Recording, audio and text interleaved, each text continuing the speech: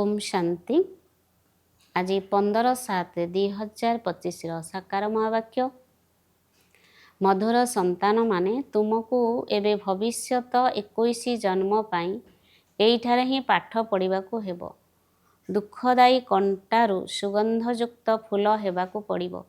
दैवी गुण धारण करिबाकू हेबो एवं कराइबाकू हेबो। प्रश्न, जेउ संतान मानकर बुद्धिर ताला क्रमान्वये खोलिबारे लागिछि। प्रश्न, केउं संतान मानकर बुद्धिर ताला क्रमान्वये खोलिबारे लागिछि। उत्तर, जेउमाने श्रीमतरे चालुछंती, पतित पावन बाबांकर स्मृतिरे रहुछंती, शिक्षादातांक सहित जेउमानकर जोग रहिछि सेमानक बुद्धिरे ताला खोली खोली जाउछि। बाकी बाबा कहुछंती पिलामाने अभ्यास कर, आमे आत्मा भाई भाई अटु। आमे बाबांक ठारु ज्ञान शुणुछु। देही अभिमानी होई शुण एवं शुणाओ तेबे धीरे धीरे बुद्धिर ताला खोलीजिव। ओम शांति। बाबा संतान मानक बुझाउछंती तुमे माने जेतेबेले एठारे बसुछ एपरि मध्य नुहे जे केवल शिव बाबांक स्मृतिरे रहिबो, ताहा तो केवल शांति होईगला। पुणी सुख मध्य दरकार, तेणु तुमको शांतिरे मध्य रहिबाकू हेबो एवं सुदर्शन चक्रधारी होई राजत्वकू मध्य मने पकाइबाकू हेबो। तुमे माने एबे नररु नारायण अथवा मनुष्यरु देवता हेबा पई पुरुषार्थ करुछ। एठारे काहा पाखरे केते भी दैवी गुण थाउ किंतु ताकू देवता कुहाजिब नाही, कारण देवता माने स्वर्गरे ही रहिथांती। एठारे रहिथिबा मनुष्य मानकू स्वर्ग विषय किछि भी जणा नाही। तुमे माने जानिछ नुआ दुनिया को स्वर्ग, पुराणा दुनिया को नरक कुहाजाउछि। ए कथा मध्य केवल भारतवासी ही जानिछंती। जेउ देवता माने सत्य जुगरे राजत्व करुथिले सेमानकर चित्र मध्य भारतरे ही अछि। एमाने हेउछंती आदि सनातन देवी देवता धर्मर। हुए तो तांकर चित्र पूजा निमंते बाहर को नहीं जाउछंती। विदेश को जेउठी जाउछंती सेठारे जाई मंदिर तैयारी करुछंती। प्रत्येक धर्मावलंबी जेउठाकू जाइथांती सेठारे निजर धर्मर चित्र को अर्थात प्रतिमा को ही पूजा करिथांती। जेउ गाँ उपरे विजय प्राप्त करंती सेठारे जाई चर्च आदि तैयारी करथांती। पूजा पाई प्रत्येक धर्मर निजस्व चित्र रहिछि। आगरु तुमे माने मध्य जानिथिल जे आमे ही देवी देवता थिलु। निजको अलगा भावी सेमानकर पूजा करुथिल। अन्य धर्मावलंबी माने पूजा कले जानिथांती जे आमर धर्मस्थापक हेउछंती ख्रीष्ट। आमे ख्रीष्टियान अथवा बौद्धी अटु। हिंदू माने निजर धर्म को न जानिबा कारणरो निजको हिंदू कहि देउछंती एवं देवी देवता मानको पूजा करुछंती। ए कथा मध्य बुझुनाहांती जे आमे आदि सनातन देवी देवता धर्मर अटु। आमे निजर पूर्वजंकु पूजा करुछु, किंतु ख्रीष्टियान माने एकमात्र ख्रीष्टंकु ही पूजा करुछंती। भारतवासी मानको एकथा जणा नाही जे आमर धर्म कोन, ताहा किए स्थापन करिथिले एवं केबे करिथिले। बाबा कहुछंती भारतर आदि सनातन देवी देवता धर्म जेतेबेले प्राय लोप होई जाई थाए सेतेबेले पुनः स्थापना करिबा पई मु आसे। एही ज्ञान एबे तुममानक बुद्धिरे अछि। पूर्वरु एकथा किछि हेले जानि नथिल। किछि न बुझी भक्ति मार्गरे चित्र अथवा मूर्ति तैयारी करी पूजा करुथिल। एबे तुमे जानिछ आमे भक्ति मार्गरे नाहु। तुमे माने बुझी पारुछ जे ब्राह्मण कुलभूषण एवं शूद्र कुल मध्यरे राति दिनर फरक रहिछि। सत्य जुगरे एकथा बुझी पारिब नाही, कारण वर्तमान ही तुममानक ज्ञान मिलुछि। बाबा आत्मा मानक बुझाउछंती पुराणा एवं नुआ दुनिया विषय तुमे ब्राह्मण माने ही जानिछ। पुराणा दुनिया रे ढेर मनुष्य रहिछंती। एठारे परस्पर भितरे केते लड़ाई झगड़ा करुछंती। यह हेउछि कंटार जंगल। तुमे जानिछ आमे मध्य कंटा थिलु। एबे बाबा आमको फूल करुछंती। कंटा माने सुगंधयुक्त फूल को अर्थात देवता मानकू नमस्कार करुछंती।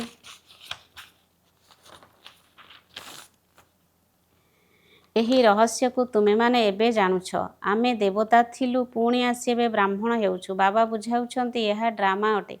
पूर्वरु एही ड्रामा सिनेमा आदि नथिला, एबे तैयारी होईछि। काहींकि होईछि? काहींकि ना बाबांको दृष्टांत देबाको सहज हेबो। पिलामाने मध्य बुझी पारिबे। एही विज्ञान मध्य तुमको शिखिबाकू हेबो। बुद्धिरे विज्ञानर संस्कार को साथिरे नहीं जिबे, जहा पुणी सेठारे कामरे आसिबो। दुनिया संपूर्ण समाप्त हेबो नाही। संस्कार साथिरे जीव पुणी जन्म नेबे एवं विमान आदि तैयारी करिबे। जेउ जेउ जिनिस सेठारे आवश्यक ताहा तैयारी हेबो। स्टीमर निर्माता मध्य रहिबे, କିନ୍ତୁ ଷ୍ଟିମର ସେଠାରେ କୌଣସି କାମରେ ଆସିବ ନାହିଁ। ସେମାନେ ଜ୍ଞାନ ନିଅନ୍ତୁ ଅଥବା ନ ନିଅନ୍ତୁ, କିନ୍ତୁ ତାଙ୍କର ସଂସ୍କାର ସେଠାରେ କାମରେ ଆସିବ ନାହିଁ। ସେଠାରେ ଷ୍ଟିମର ଆଦି ଦରକାର ନାହିଁ, ଡ୍ରାମାରେ ନାହିଁ। ହଁ, ବିମାନ ବିଜୁଳି ଆଦିର ଦରକାର ପଡ଼ିବ। ସେମାନେ ଯାହାର ଉଦ୍ଭାବନ କରି ଚାଲିଛନ୍ତି, ସେଠାରୁ ପିଲାମାନେ ଶିଖି ଆସୁଛନ୍ତି। ଏସବୁ କଥା ତୁମ ବୁଦ୍ଧିରେ ଅଛି। ତୁମେମାନେ ଜାଣିଛ ଆମେ ନୂଆ ଦୁନିଆ ପାଇଁ ପାଠ ପଢ଼ୁଛୁ। ବାବା ଆମକୁ ଭବିଷ୍ୟତ 21 ଜନ୍ମ ପାଇଁ ପାଠ ପଢ଼ାଉଛନ୍ତି। ଆମେ ସ୍ୱର୍ଗବାସୀ ହେବା ପାଇଁ ପବିତ୍ର ହେଉଛୁ। ପୂର୍ବରୁ ନର୍କବାସୀ ଥିଲୁ। ମନୁଷ୍ୟ ଏକଥା ମଧ୍ୟ କହୁଛନ୍ତି ଯେ ଅମୁକ ସ୍ୱର୍ଗବାସୀ ହୋଇଗଲା, କିନ୍ତୁ ଆମେ ନର୍କରେ ଅଛୁ ଏକଥା ବୁଝୁନାହାନ୍ତି, କାରଣ ବୁଦ୍ଧିର ତାଲା ଖୋଲୁନାହିଁ। ତୁମର ଏବେ କ୍ରମାନ୍ୱୟରେ ଧୀରେ ଧୀରେ ତାଲା ଖୋଲୁଛି। ତାଲା ସେଇମାନଙ୍କର ଖୋଲିବ ଯେଉଁମାନେ ଶ୍ରୀମତରେ ଚାଲିବେ ଏବଂ ପତିତପାବନ ବାବାଙ୍କୁ ସ୍ମରଣ କରିବେ। ବାବା ଜ୍ଞାନ ଦେଉଛନ୍ତି ଏବଂ ଯୋଗ ମଧ୍ୟ ଶିଖାଉଛନ୍ତି। ସେ ଟିଚର ଅଟନ୍ତି ନା? ତେବେ ସେ ନିଶ୍ଚିତ ପାଠ ପଢ଼ାଇବେ। ଶିକ୍ଷକ ଏବଂ ପାଠପଢ଼ା ସହିତ ଯେତେ ଯୋଗ ରହିଥିବ ସେତେ ଉଚ୍ଚପଦ ପାଇବ। ହଦର ପାଠପଢ଼ାର ତ ଯୋଗ ରହିଥାଏ ନା? ଜାଣିଥାନ୍ତି ଯେ ଆମକୁ ବାରିଷ୍ଟର ପାଠ ପଢ଼ାଉଛନ୍ତି। ଏଠାରେ ବାବା ପାଠ ପଢ଼ାଉଛନ୍ତି, କିନ୍ତୁ ଏକଥା ମଧ୍ୟ ଭୁଲି ଯାଉଛନ୍ତି। କାହିଁକି ନା ଏହା ନୂଆ କଥା ନା। ଦେହକୁ ମନେ ପକାଇବା ତ ବହୁତ ସହଜ। ଘଡ଼ି ଘଡ଼ି ଦେହ ମନେ ପଡ଼ିଯାଏ। ମୁଁ ଆତ୍ମା ଏକଥା ଭୁଲି ଯାଆନ୍ତି। ଆମେ ଆତ୍ମାମାନଙ୍କୁ ବାବା ବୁଝାଉଛନ୍ତି। ଆମେ ଆତ୍ମା ଭାଇ ଭାଇ। ବାବା ଜାଣିଛନ୍ତି ମୁଁ ପରମାତ୍ମା। ଆତ୍ମାମାନଙ୍କୁ ଶିକ୍ଷା ଦେଉଛି ଯେ ନିଜକୁ ଆତ୍ମା ନିଶ୍ଚୟ କର ଏବଂ ଆତ୍ମାମାନଙ୍କୁ ବସି ଶିଖାଅ। ଏଇ କଥା ଆତ୍ମା କାନ ଦ୍ୱାରା ଶୁଣୁଛି। ପରମପିତା ପରମାତ୍ମା ଶୁଣାଉଛନ୍ତି। ତାଙ୍କୁ ସୁପ୍ରିମ ଆତ୍ମା କୁହାଯାଉଛି। ତୁମେମାନେ ଯେତେବେଳେ କାହାକୁ ବୁଝାଉଛ ସେତେବେଳେ ଏକଥା ବୁଦ୍ଧିରେ ଆସିବା ଦରକାର ଯେ ଆତ୍ମାରେ ଜ୍ଞାନ ଅଛି। ମୁଁ ଆତ୍ମାକୁ ଶୁଣାଉଛି। ବାବାଙ୍କଠାରୁ ଯାହା ଶୁଣିଛି ତାହା ଆତ୍ମାମାନଙ୍କୁ ଶୁଣାଉଛି। ଏହା ବିଲକୁଲ ନୂଆ କଥା। ତୁମେମାନେ ଅନ୍ୟମାନଙ୍କୁ ପଢ଼ାଇବା ସମୟରେ ଦେହୀ ଅଭିମାନୀ ହୋଇ ପଢ଼ାଉନାହଁ, ତେଣୁ ଭୁଲି ଯାଉଛ। ତୁମମାନଙ୍କର ଲକ୍ଷ୍ୟ ଏବଂ ଉଦ୍ଦେଶ୍ୟ ରହିଛି ନା? ତେଣୁ ଏକଥା ବୁଦ୍ଧିରେ ରହିବା ଉଚିତ। ମୁଁ ଆତ୍ମା ଅବିନାଶୀ ଅଟେ। ମୁଁ ଆତ୍ମା ଏହି କର୍ମେନ୍ଦ୍ରିୟ ଦ୍ୱାରା ପାଠ କରୁଛି। ତୁମେ ଆତ୍ମା ଶୂଦ୍ର କୂଳରେ ଥିଲ, ଏବେ ବ୍ରାହ୍ମଣ କୂଳର ହୋଇଛ। ପରେ ପୁଣି ଦେବତା କୂଳକୁ ଯିବ। ସେଠାରେ ଶରୀର ମଧ୍ୟ ପବିତ୍ର ମିଳିବ। ଆମେ ଆତ୍ମା ଭାଇ ଭାଇ। ବାବା ସନ୍ତାନମାନଙ୍କୁ ପାଠ ପଢ଼ାଉଛନ୍ତି। ପିଲାମାନେ ମଧ୍ୟ କହିବେ ଯେ ଆମେ ଆତ୍ମା ଭାଇ ଭାଇକୁ ପାଠ ପଢ଼ାଉଛୁ, ଆତ୍ମାକୁ ହିଁ ବୁଝାଉଛୁ। ଆତ୍ମା ଶରୀର ଦ୍ୱାରା ଶୁଣୁଛି। ଏହା ବହୁତ ସୂକ୍ଷ୍ମ କଥା, ତେଣୁ ସ୍ମୃତିରେ ରହୁନି। ଅଧାକଳ୍ପ ହେବ ତୁମେମାନେ ଦେହ ଅଭିମାନରେ ରହି ଆସିଛ। ବର୍ତ୍ତମାନ ତୁମକୁ ଦେହୀ ଅଭିମାନୀ ହୋଇ ରହିବାକୁ ହେବ। ନିଜକୁ ଆତ୍ମା ନିଶ୍ଚୟ କରିବାକୁ ହେବ। ତେବେ ନିଜକୁ ଆତ୍ମା ନିଶ୍ଚୟ କରି ବସ। ଆତ୍ମା ନିଶ୍ଚୟ କରି ଶୁଣ। ପରମପିତା ପରମାତ୍ମା ହିଁ ଶୁଣାଉଛନ୍ତି। ସେଥିପାଇଁ ତ କହୁଛନ୍ତି ନା, ଆତ୍ମା ପରମାତ୍ମା ଅଲଗା ରହିଲେ ବହୁକାଳ। ସେଠାରେ ମୁଁ ପାଠ ପଢ଼ାଇବି ନାହିଁ, ଏଇଠାରେ ହିଁ ଆସି ପଢ଼ାଉଛି। ଆଉ ସମସ୍ତ ଆତ୍ମାମାନଙ୍କୁ ନିଜ ନିଜର ଶରୀର ରହିଛି। ଏହି ବାବା ତ ସୁପ୍ରିମ ଆତ୍ମା, ଯାହାଙ୍କର ନିଜର ଶରୀର ନାହିଁ।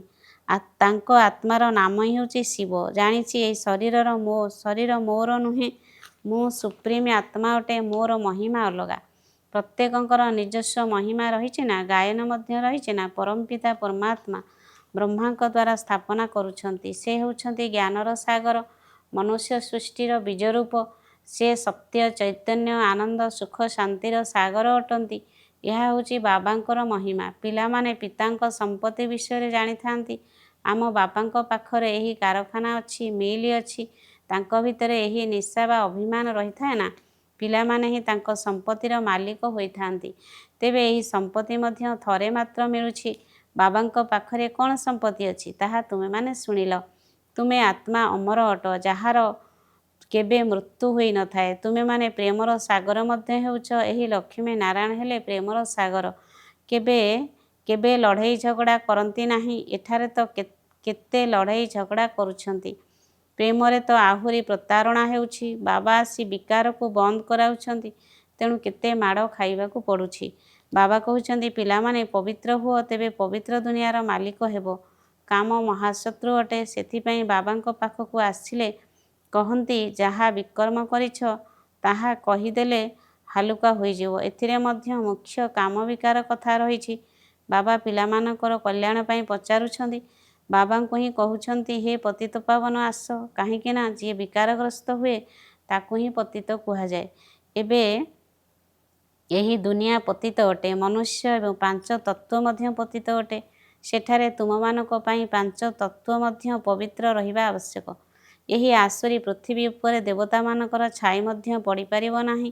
ଲକ୍ଷ୍ମୀକୁ ଆହ୍ୱାନ କରୁଛନ୍ତି, କିନ୍ତୁ ଲକ୍ଷ୍ମୀ କ'ଣ ଏଠାକୁ ଆସିପାରିବେ କି? ଏହି 5 ତତ୍ତ୍ୱ ମଧ୍ୟ ବଦଳିବା ଉଚିତ। ସତ୍ୟଯୁଗ ନୂଆ ଦୁନିଆ, ଏହା ହେଉଛି ପୁରୁଣା ଦୁନିଆ। ବର୍ତ୍ତମାନ ଏହି ଦୁନିଆର ବିନାଶର ସମୟ। କିନ୍ତୁ ମନୁଷ୍ୟମାନେ ଭାବୁଛନ୍ତି ଯେ ଏବେ ଏହି ଦୁନିଆ ଆହୁରି 40,000 ବର୍ଷ ଚାଲିବ। ଯଦି କଳ୍ପର ଆୟୁଷ ହିଁ 5,000 ବର୍ଷ, ତେବେ କେବଳ ଗୋଟିଏ କଳିଯୁଗ 40,000 ବର୍ଷ କିପରି ହୋଇପାରିବ? ମନୁଷ୍ୟମାନେ କେତେ ଅଜ୍ଞାନ ଅନ୍ଧକାରରେ ରହିଛନ୍ତି। ଜ୍ଞାନ କିଛି ବି ନାହିଁ। ଭକ୍ତି ହେଉଛି ବ୍ରାହ୍ମଣମାନଙ୍କର ରାତ୍ରି, ଜ୍ଞାନ ବ୍ରହ୍ମା ଏବଂ ବ୍ରାହ୍ମଣମାନଙ୍କର ଦିନ, ଯାହା ଏବେ ପ୍ରାକ୍ଟିକାଲରେ ହେଉଛି। ଏକଥା ସିଡ଼ି ଚିତ୍ରରେ ବହୁତ ସ୍ପଷ୍ଟ ଭାବରେ ଦେଖାଯାଇଛି। ନୂଆ ଦୁନିଆ ଏବଂ ପୁରୁଣା ଦୁନିଆକୁ ଅଧା ଅଧା କୁହାଯିବ। ଏପରି ନୁହେଁ ଯେ ନୂଆ ଦୁନିଆକୁ ଅଧିକ ଏବଂ ପୁରୁଣା ଦୁନିଆକୁ କମ୍ ସମୟ ଦିଆଯିବ। ନା, ଏହାର ଅବଧି ପୁରା ଅଧା ଅଧା ହେବ। ତେବେ କ୍ୱାର୍ଟର ଅର୍ଥାତ୍ ଚଉଠ ମଧ୍ୟ କରିପାରିବ। ଅଧା ନହେଲେ ପୁରା କ୍ୱାର୍ଟର ମଧ୍ୟ ହୋଇପାରିବ ନାହିଁ। ସ୍ୱସ୍ତିକାରେ ମଧ୍ୟ 4 ଭାଗ ଦେଖାଇଥାନ୍ତି। ଭାବନ୍ତି ଆମେ ଗଣେଶ ଅଙ୍କନ କରୁଛୁ। ଏବେ ପିଲାମାନେ ଜାଣିଛନ୍ତି ଏହି ପୁରୁଣା ଦୁନିଆର ବିନାଶ ହେବ। ଆମେ ନୂଆ ଦୁନିଆ ପାଇଁ ପଢ଼ୁଛୁ। ଆମେ ନୂଆ ଦୁନିଆ ପାଇଁ ନରରୁ ନାରାୟଣ ହେଉଛୁ। କୃଷ୍ଣ ମଧ୍ୟ ନୂଆ ଦୁନିଆରେ ଅଟନ୍ତି। କୃଷ୍ଣଙ୍କର ଗାୟନ ହେଉଛି, ଯେହେତୁ ଛୋଟ ପିଲା ତେଣୁ ତାଙ୍କୁ ମହାତ୍ମା ମଧ୍ୟ କୁହାଯାଏ। ଛୋଟ ପିଲାମାନେ ବହୁତ ସ୍ନେହୀ ହୋଇଥାନ୍ତି। ବଡ଼ମାନଙ୍କୁ ଏତେ ସ୍ନେହ କରିନଥାନ୍ତି ଯେତେ ଛୋଟମାନଙ୍କୁ କରିଥାନ୍ତି, କାହିଁକି ନା ତାହା ତାଙ୍କର ଶତପ୍ରଧାନ ଅବସ୍ଥା। ତେଣୁ ବିକାରର ଦୁର୍ଗନ୍ଧ ନଥାଏ। ବଡ଼ ହେବା ପରେ ବିକାରର ଦୁର୍ଗନ୍ଧ ଆସିଥାଏ। ଛୋଟ ପିଲାମାନଙ୍କର କେବେ ବିକାରୀ ଦୃଷ୍ଟି ହୋଇପାରିବ ନାହିଁ। ତେବେ ଏହି ଆଖି ହିଁ ଧୋକା ଦେଇଥାଏ। ସେଥିପାଇଁ ଦୃଷ୍ଟାନ୍ତ ଦେଇଥାନ୍ତି ଯେ ସେ ନିଜ ଆଖିକୁ ବାହାର କରିଦେଲେ। ବାସ୍ତବରେ ଏପରି କୌଣସି କଥା ହିଁ ନାହିଁ। ଏପରି କେହି ଆଖି ବାହାର କରନ୍ତି ନାହିଁ। ବର୍ତ୍ତମାନ ବାହାର କରିଦେଲେ। ବାସ୍ତବରେ ଏପରି କୌଣସି କଥା ହିଁ ନାହିଁ। ବର୍ତ୍ତମାନ ବାବା ଜ୍ଞାନର କଥା ବୁଝାଉଛନ୍ତି। ତୁମକୁ ଏବେ ଏବେ ଜ୍ଞାନର ତୃତୀୟ ନେତ୍ର ମିଳିଛି। ଆତ୍ମାକୁ ଆଧ୍ୟାତ୍ମିକ ଜ୍ଞାନ ମିଳିଛି। ଆତ୍ମାରେ ହିଁ ଜ୍ଞାନ ରହିଛି। ବାବା କହୁଛନ୍ତି, ମୋ ପାଖରେ ଜ୍ଞାନ ଅଛି। ଆତ୍ମାକୁ ନିର୍ଲେପ କୁହାଯିବ ନାହିଁ। ଆତ୍ମା ହିଁ ଗୋଟିଏ ଶରୀର ଛାଡ଼ି ଅନ୍ୟ ଏକ ଶରୀର ଧାରଣ କରିଥାଏ। ଆତ୍ମା ଅବିନାଶୀ ଅଟେ। ଏହା କେତେ ସୂକ୍ଷ୍ମ, କିନ୍ତୁ ତା ଭିତରେ 84 ଜନ୍ମର ପାର୍ଟ ରହିଛି। ଏହିଭଳି କଥା କେହି କହିପାରିବେ ନାହିଁ। ସେମାନେ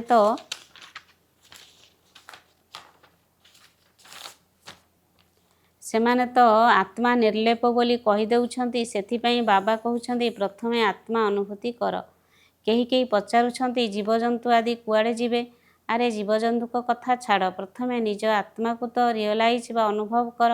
ମୁଁ ଆତ୍ମା କିପରି କ'ଣ? ବାବା କହୁଛନ୍ତି, ନିଜକୁ ଆତ୍ମା ବୋଲି ଜାଣୁନାହୁଁ, ମୋତେ କ'ଣ ଜାଣିବ? ଏସବୁ ବହୁତ ସୂକ୍ଷ୍ମ କଥା, ଯାହାକି ତୁମମାନଙ୍କ ବୁଦ୍ଧିରେ ଅଛି। ଆତ୍ମାରେ 84 ଜନ୍ମର ପାର୍ଟ ରହିଛି, ଯାହାର ଅଭିନୟ କରି ଚାଲିଛି। କେହି କେହି କହୁଛନ୍ତି, ଯଦି ଡ୍ରାମାରେ ନିର୍ଦ୍ଧାର୍ଯ୍ୟ ରହିଛି, ତେବେ ଆମେ ପୁରୁଷାର୍ଥ କାହିଁକି କରିବୁ? ଆରେ ପୁରୁଷାର୍ଥ ବିନା ପାଣି ବି ମିଳିପାରିବ ନାହିଁ। ଏପରି ନୁହେଁ। ଡ୍ରାମା ଅନୁସାରେ ସ୍ୱତଃ ହିଁ ସବୁକିଛି ମିଳିଯିବ। କର୍ମ ତ ନିଶ୍ଚୟ କରିବାକୁ ହେବ। ଭଲ ଅଥବା ମନ୍ଦ କର୍ମ ହୋଇଥାଏ, ଯାହାକୁ ବୁଦ୍ଧି ଦ୍ୱାରା ବୁଝିପାରିବ।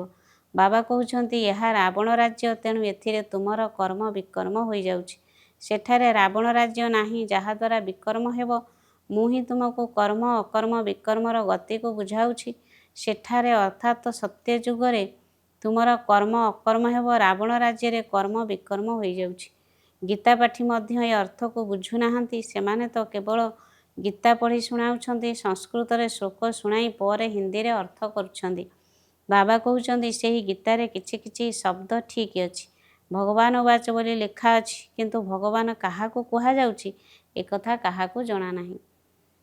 ଆଚ୍ଛା, ମିଠା ମିଠା ଶିଖିଲେ ଧେ ସନ୍ତାନମାନଙ୍କ ପ୍ରତି ମାତା ପିତା ବାପଦାଦାଙ୍କର ମଧୁର ସ୍ନେହ ସମ୍ପନ୍ନ ଶୁଭେଚ୍ଛା ଏବଂ ସୁପ୍ରଭାତ। ଆତ୍ମିକ ପିତାଙ୍କର ଆତ୍ମିକ ସନ୍ତାନମାନଙ୍କୁ ନମସ୍ତେ।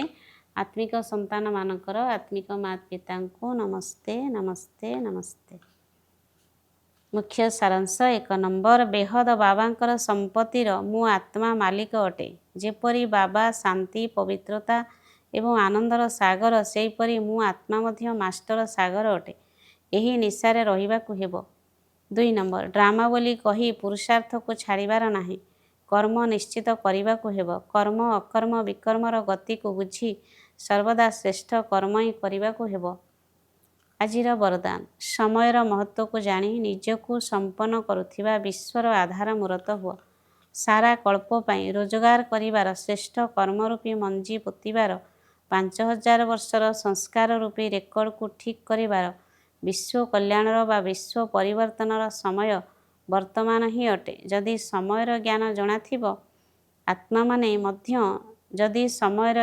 ଜଣାଥିବ ଆତ୍ମାମାନେ ମଧ୍ୟ ବର୍ତ୍ତମାନ ସମୟକୁ ନଷ୍ଟ କରନ୍ତି ବା ଆଗାମୀ ସମୟ ଉପରେ ଛାଡ଼ି ଦିଅନ୍ତି, ତେବେ ତାଙ୍କର ପୁରୁଷାର୍ଥ ସମୟ ଉପରେ ଆଧାରିତ ହୋଇଗଲା।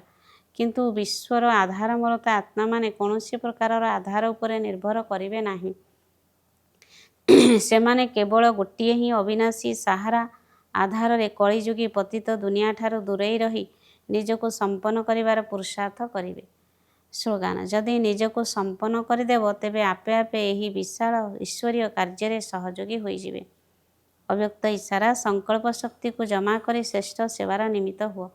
ବର୍ତ୍ତମାନ ସମୟର ପୁରୁଷାର୍ଥ ହିସାବରେ ନିଜର ପ୍ରତ୍ୟେକ ସଂକଳ୍ପକୁ ଶକ୍ତିଶାଳୀ କରିବାକୁ ହେବ। କାରଣ ସଂକଳ୍ପ ହିଁ ଜୀବନର ଶ୍ରେଷ୍ଠ ସମ୍ପତ୍ତି ଅଟେ। ଯେପରି ସମ୍ପତ୍ତି ଆଧାରରେ ଯାହା ଚାହିଁବ ଯେବେ ଚାହିଁବ ସେହି ପରିମାଣରେ ପ୍ରାପ୍ତି କରିପାରିବ, ଠିକ୍ ସେହିଭଳି ନିଜର ଶ୍ରେଷ୍ଠ ସଂକଳ୍ପ ରୂପୀ ସମ୍ପତ୍ତି ଦ୍ୱାରା ସଦାକାଳର ପ୍ରାରବ୍ଧ ମଧ୍ୟ ଜମା କରିପାରିବ। ସେଥିପାଇଁ ସର୍ବଦା ଗୋଟିଏ ଛୋଟିଆ ସ୍ଲୋଗାନକୁ ସ୍ମୃତିରେ ରଖ। ଭାବି ଚିନ୍ତି କହିବାର ଅଛି ଏବଂ କର୍ମ କରିବାର ଅଛି। ତେବେ ଯାଇ ସଦାକାଳ ପାଇଁ ନିଜର ଜୀବନକୁ ଶ୍ରେଷ୍ଠ କରିପାରିବ। ଇଚ୍ଛା। ଓମ୍ ଶାନ୍ତି।